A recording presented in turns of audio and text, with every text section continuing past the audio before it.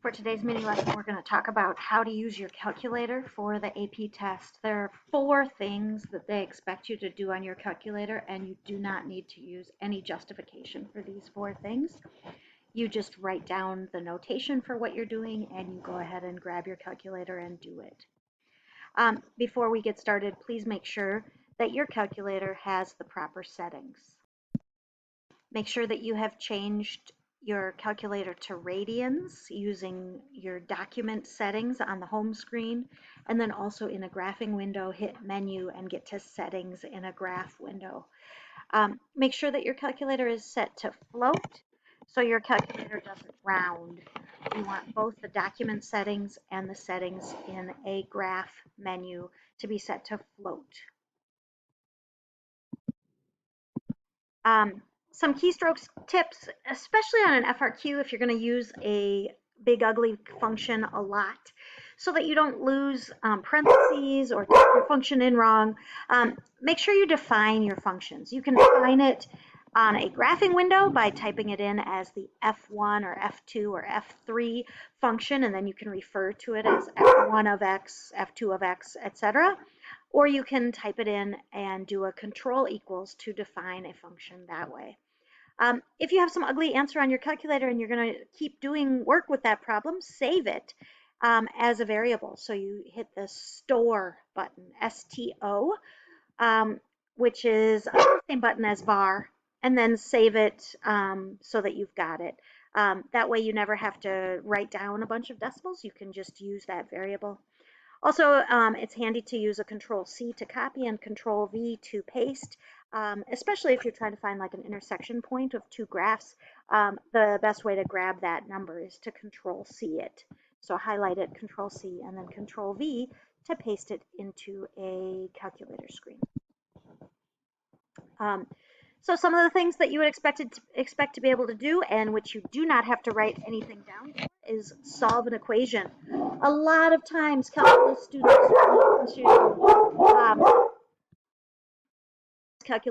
want to algebraically solve every single equation they come across, but some are just not solvable algebraically. So what we do is we graph our equation, and even if you could solve this algebraically, it would be faster to graph it. We should be able to change our window. I changed my window so it was a little bit smaller than 0. Oops. Dogs are being extra. I changed my window so it was a little smaller than 0 and a little bigger than 2 pi, so that I could find all the intersection points, even if they happened at those endpoints. And then I did menu analyze graph to find these exact intersection points. On your AP test, you would just write the equation down, and then you would write x equals 0, x equals 5.12379, and x equals, well, that looks like 2 pi. And that's the way you would use your calculator to solve an equation. This would be a good chance for you to do a Control-C, Control-V if you ever have to use that number again. You should be able to graph a function even if it's polar. I believe on a graphing screen you hit menu. I know you hit menu to get to polar. I think it's graph entry edit.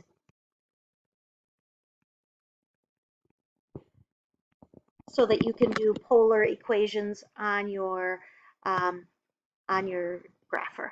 You should be very comfortable with graphing a function and changing the window so that you see what you need to see.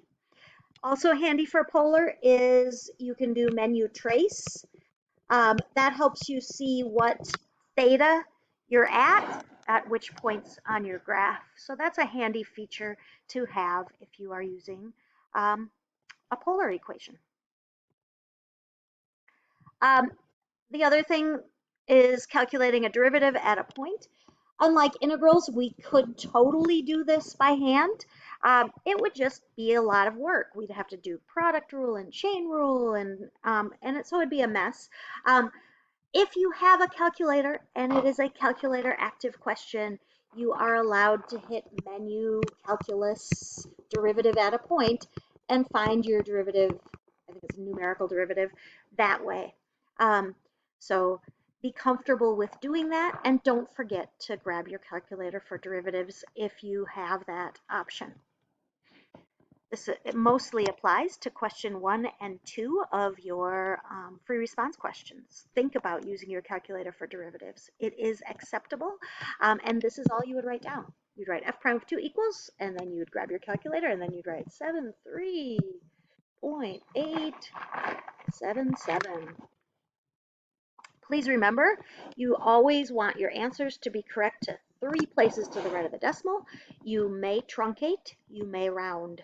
It's whatever you're more comfortable with. You should also be comfortable with grabbing your calculator to calculate a definite integral. Definite integrals are the ones with the numbers on them.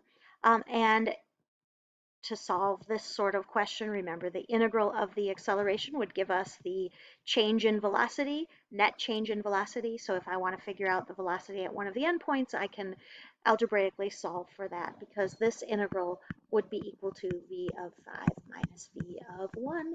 And so if I add v of 1, I get what v of 5 would be.